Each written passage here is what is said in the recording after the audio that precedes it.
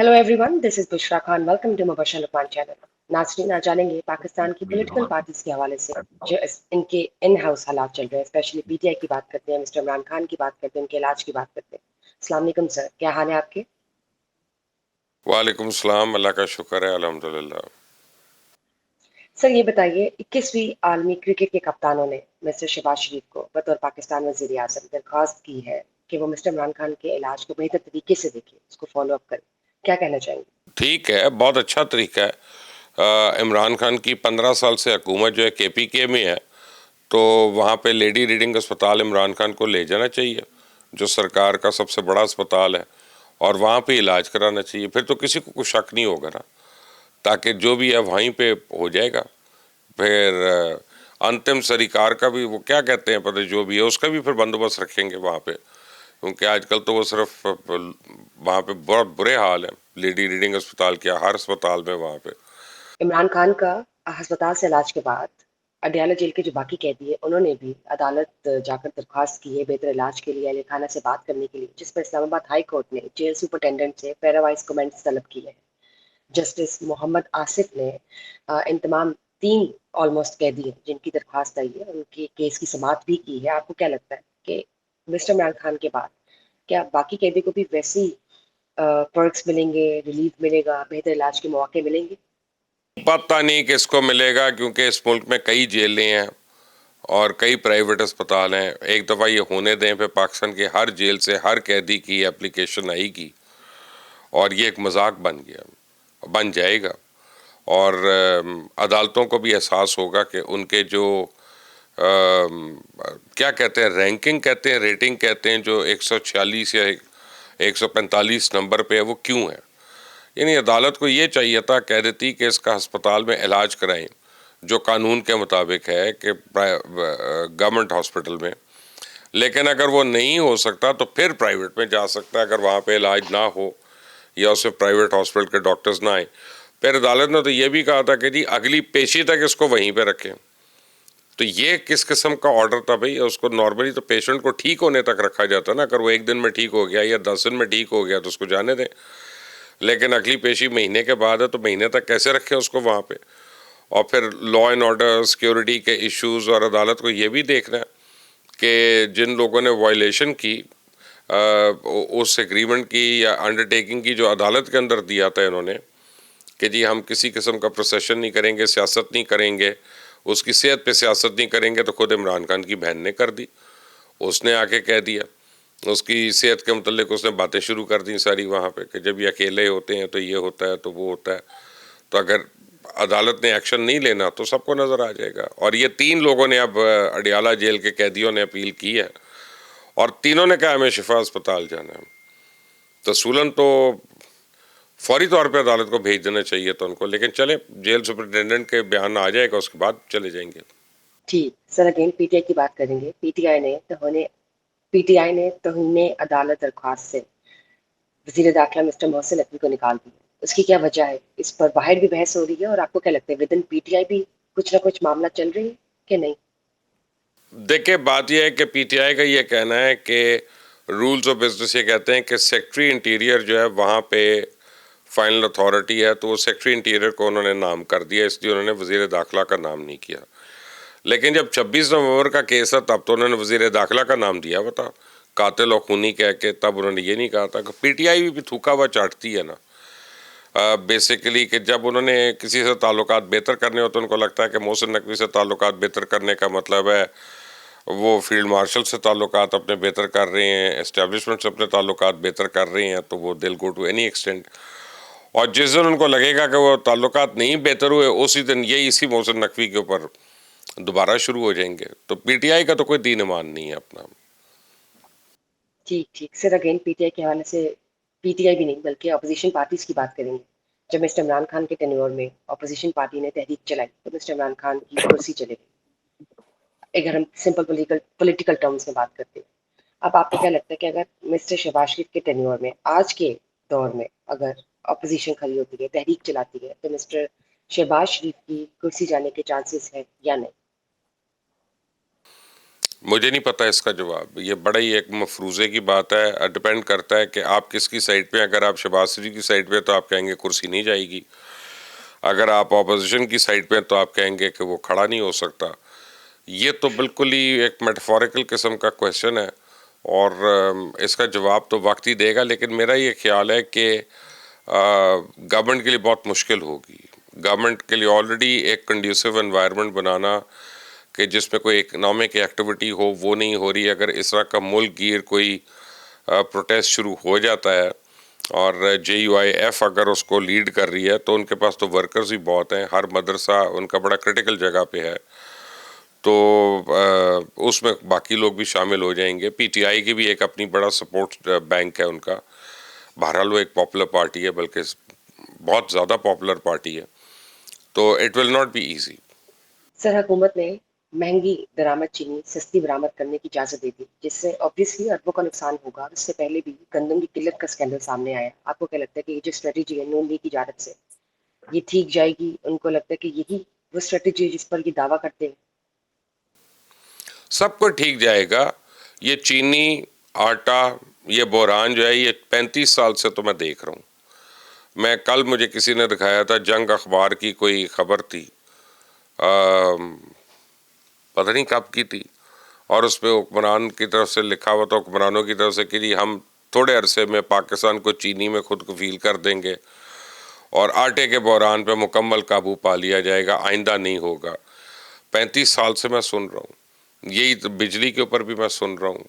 ہر چیز کے اوپر جو ہوتا ہے تو یہی اب ہم سنیں گے اور ہوگا نہیں کیونکہ ہونا ہوتا تو بہت پہلے ہو جاتا. ایک تو ہمارے حکمران بد دیانت ہیں بد نیت ہیں. ان کے اپنے آپ کو پتہ ہے چوریوں کے ایشوز ہیں ان چیزوں کے اندر.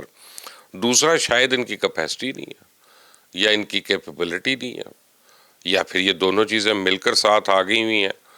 تو میں اس پہ کیا کہوں سوائے اس کے کہ بحران چلیں گے بار بار چلیں گے. فکر نہ کریں آپ کبھی آپ کے پاس سوالوں کی کمی نہیں ہوگی ان بحرانوں سے متعلق. سر پاکستانی 1 لیٹر پیٹرول پر 130 روپے لیوی دے رہا ہے اور اگر ہم وفاقی حکومت کی سالانہ گاڑیوں کے پیٹرول کے خرچے کی بات کریں تو وہ 22 ارب تک جا پہنچا ہے. اب آپ کو کیا لگتا ہے کہ یہ جو ٹیکسز اتنے زیادہ ہیں کہ یہ کہیں اور بھی دنیا کے کسی خطے میں یا کسی جگہ پر کسی ملک میں ہے یا صرف یہی پر ہے؟ کچھ عرصہ پہلے مجھے برٹن میں گیا تھا تو مجھے ان کے ڈپٹی پرائم منسٹر نے کھانے پہ بلایا تھا اور وہ اس نے مجھے بتایا کہ ہمارے پاس پول میں منسٹرز کے لیے 6 گاڑی ہیں اور برطانیہ کے پورے جو گورنمنٹ ہے اس کے پول میں 45 گاڑیاں ہیں اور میرا خیال ہے آپ کے صرف ایک صوبے کے اندر 1,37,000 گاڑی ہے. تو آپ اس میں فیڈرل گورنمنٹ بھی لگا لیں 4 صوبے لگا لیں اور ہر گاڑی کو اگر آپ 400 لیٹر فیول دے رہے ہیں تو 2 بلین ماہانہ کا ہم تو فیول اسی کی مد میں لے رہے ہیں. یہ مفت فیول میں جو بچوں کو اسکول بھی لے کے جاتے ہیں بیویوں کو شاپنگ کے لیے بھی لے کے جاتی ہیں گاڑیاں پھر وہ ورک شاپ سے بھی کھڑی ہوتی ہیں ان کی مینٹیننس بھی ہے ان کے اوپر ڈرائیور بھی ہیں. تو جب تک ہم اپنے ملک میں دماد پالنا بند نہیں کریں گے یہ ملک تو آگے نہیں جائے گا نا. سب کو پتہ ہے سب کو نظر آتا ہے کوئی بولتا نہیں ہے. آپ اس کو چھوڑ دیں. میں آپ کو بتاتا ہوں قوم کا حال کیا بے حس قوم کی بات کر رہا ہوں نا میں. یہ پاکستانی معذرت کے ساتھ کوئی زندہ قوم نہیں ہے بے حس قوم ہے. میں جہاں پہ میرا گھر ہے وہاں پہ ہر روز 6 سے 7 گھنٹے کے لیے بتی جاتی ہے اور ڈیفرنٹ ریزنز کی وجہ سے. کبھی لوڈ شیڈنگ ہے کبھی بریک ڈاؤن ہے کبھی ٹرانسفارمر جل رہا ہے کبھی تاریں چوری ہو رہی ہیں کبھی کچھ ہو رہا ہے کبھی کچھ ہو رہا ہے. اور لیسکو والوں کی کلبازیاں کاروائیاں جو ہیں وہ سب چل رہی ہوتی ہیں وہاں پہ. 3 دفعہ میں نے تمام اہل علاقہ کو بلا کے کہا کہ جناب ہم ان کے اوپر FIR کراتے ہیں یہ خود چوری کر رہے ہیں. یہ تاریں ہم تو نہیں چوری کر سکتے نا. ہم بارش ہو رہی ہے تو اس کو میں ٹرانسفارمر سے اور موٹی تار کھول کے لے جاؤں میری کاپر کی میری تو اہلیت نہیں ہے نہ آپ لوگوں کی ہے. تو ہمیں پتہ ہے یہ کون چوری کر رہا ہے. ہمیں پرچہ کرا دینا چاہیے. ان کی 2 پیشیاں ہوں گی یہ خود ٹھیک ہو جائیں گے. ساروں نے اگری کیا اس سے آج تک کوئی سامنے نہیں آیا کرنے کے لیے. سارے چاہتے ہیں کہ میں کر دوں اور وہ نہ برے بنے. تو بیسیکلی میں تو 50 گھروں کی بات کر رہا ہوں کہ 50 گھروں میں اپنے مسئلے اور ہر ایک کمپلین کر رہا ہے کہ جی میرا تو ₹1,00,000 کا ڈیزل لگ رہا ہے جنریٹر پہ مہینے کا اور یہ تکلیف ہے یہ تکلیف ہے. لیکن کرتے وقت ہم باتیں کر لیتے ہیں, ہم آگے کچھ نہیں کر سکتے. تو جب ہم نے سد باب ہی نہیں کرنا, ہم نے کھڑے ہی نہیں ہونا اپنے حق کے لیے, تو پھر یہ پیٹرول ہو, گاڑی ہو, فری بجلی کے یونٹ ہوں, کیا اس پہ کڑکڑ کرنا, کیا اس پہ رونا. حکمرانوں کو پتہ ہے ہماری حرکتوں کا, ان کو پتہ ہے ہم کتنے دلیر ہیں اور کتنے بہادر ہیں, اور باتیں ہم جتنی مرضی کر لیں. واٹس ایپ کے اوپر کوئی دیکھ نہیں رہا, ٹویٹر کے اوپر میں فیک آئی ڈی بنا کے ہر ایک کو گالی بھی دے لیتے ہیں, سب کچھ کر لیتے ہیں. سامنے آ کے اپنے حق کے لیے کھڑا ہونا آتا نہیں ہے. جائز حق کی بات کر رہا ہوں میں. سر امریکی وزیر خزانہ مسٹر اسکاٹ بیسن نے یہ کہا ہے, اعلان کیا ہے کہ وہ ایران کے خلاف فیصلہ کن معاشی کارروائی کریں گے. آپ کو کیا لگتا ہے اس بات پر, اس اعلان پر ایران کو کوئی فرق پڑے گا, محسوس ہوگا, کوئی ایکشن لیں گے؟ پچھلے 47 سال سے تو کر رہے ہیں نا, ہر قسم کا سینکشن تو ہے. ایران میں تو ایک پیناڈول بھی نہیں امپورٹ ہو سکتی تھی, نہ ہو سکتی ہے ابھی بھی. اس کے باوجود انہوں نے شاید ڈرونز ہی بنا لیے, انہوں نے میزائلز ہی بنا لیے کئی قسم کے. انہوں نے ان کے متعلق خود امریکہ کہتا ہے کہ جی نیوکلیئر فیسلٹی ہے اور کیپیبلٹی ہے, تو وہ بھی انڈیجنسلی انہوں نے بنائی نا ساری کچھ. انہوں نے ہر چیز اپنے ملک میں تیار کر لی. ان کا معاشی کیا کلیم ڈاؤن ہوگا اس کے بعد؟ نہ وہ کسی سے ٹریڈ کر سکتے ہیں, نہ وہ کسی سے بزنس کر سکتے ہیں. پیسے ان کے ہر جگہ پھنسے ہوئے ہیں, یو اے ای میں پھنسے ہوئے ہیں, امریکہ میں پھنسے ہوئے ہیں, قطر میں پھنسے ہوئے ہیں. وہ ریلیز نہیں ہو رہے, وہ آج کے تو نہیں ہے. تیل ان کا بکنا بند ہے, ہمیشہ سے بند ہے. صرف چائنا ہی لے رہا ہے نا انڈر ہینڈ, یا انڈیا لے رہا تھا اس میں. تو ابھی تک کیا ایسے کام تھا جو انہوں نے نہیں کیا اور وہ اب کر دیں گے؟ پہلے وہ کام بتا دیں, پھر میں اس کے اوپر رائے دوں گا کہ ان کی لگائی ہوئی معاشی جو کنڈیشنز ہیں وہ افیکٹو ہوں گی کہ نہیں ہوں گی. سر ایشین کرکٹ کونسل کے انتخابات میں پاکستان کے حمایت یافتہ پینل نے بھارت کے حمایت یافتہ پینل کو شکست دے دی. تینوں امیدوار کامیاب ہوئے ہیں, اور یہ ایشین کرکٹ کونسل کے قیام کے بعد پہلا موقع ہے کہ پاکستان کو فتح حاصل ہوئی. آپ کو کیا لگتا ہے کہ انڈین سائڈ اس کو کس طرح سے ڈائجسٹ کری ہوگی, یا ایسا کیا آپ لوگ پاگل ہو گئے ہیں اپنا بشرا؟ آپ لوگ مینٹل کیس ہیں, جھوٹی اپنی تعریفیں کرانا چاہتے ہیں, ہم نے یہ کر دیا, ہم نے وہ کر دیا. آپ اس کو چھوڑیں, آپ انڈین ٹیم سے جیت کے دکھائیں مجھے. پی سی بی کا اصل کام ہے پلیئر پیدا کرنا, کرکٹر پیدا کرنا, اچھی ٹیم بنانا. دنیا میں ہر ٹیم سے تو آپ کو کٹ پڑ رہی ہے, ایسے مار پڑ رہی ہے جیسے وہ چینل اپنے امپلائیز کے پیسے مارتا ہے اور یا امیر غریب کی رقم دبا کے بیٹھ جاتا ہے. اس طرح تو آپ کی کرکٹ ٹیموں کو مار پڑ رہی ہے. آپ اپنا ایک, ہم نے ایشین اس کے پینل میں ہم نے بھارت کو شکست دے دی. کیا شکست دے دی آپ نے؟ بھارت نے کنٹرول کیا ہوا ہے پوری دنیا کی کرکٹ کو. وہ پوری دنیا کی 50% کرکٹ کا ریونیو جو ہے وہ صرف آئی پی ایل کے اندر ہو رہا ہے, ٹھیک ہے نا. وہ ہر جگہ آپ کو کہہ دیتے ہیں کہ ہم نے پاکستان کے ساتھ نہیں کھیلنا.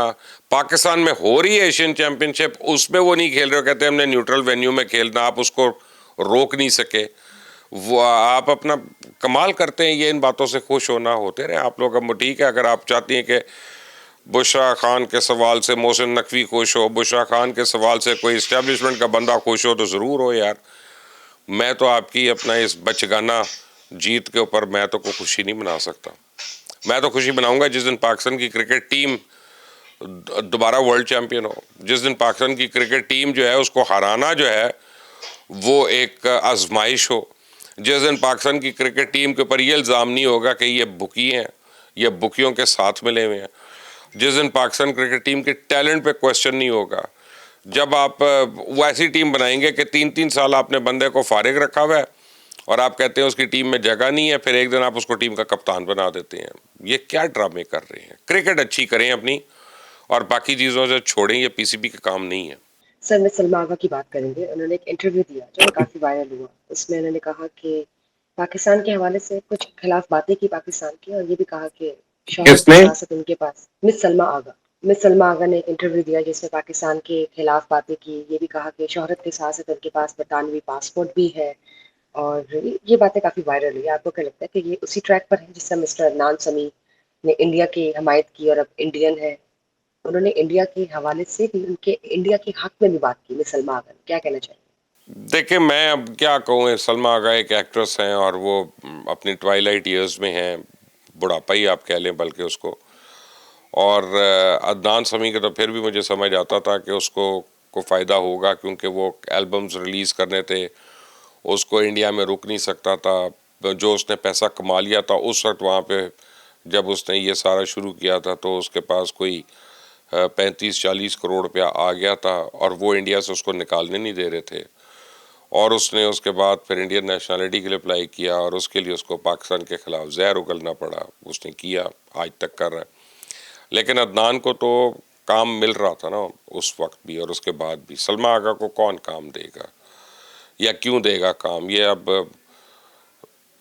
روح بن کے آنا ہے سلما آغا نے کسی کی تو ٹھیک ہے، کسی فلم میں وہ آ جائیں اس رول کے لیے، لیکن بس اپنا اس نے شاید اس وجہ سے کیا ہو کہ اس کو انڈیا میں اس وجہ سے کام مل جائے گا، وہ نہیں ملے گا، پر ڈزنٹ میک اے ڈفرنس۔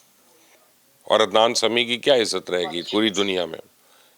لوگ اس کے اوپر لان تانی کرتے ہیں، جہاں پہ بھی وہ ہوتا ہے، جہاں پہ بھی بات کرتا ہے اس کے اوپر لعنت ہی بھیجتے ہیں۔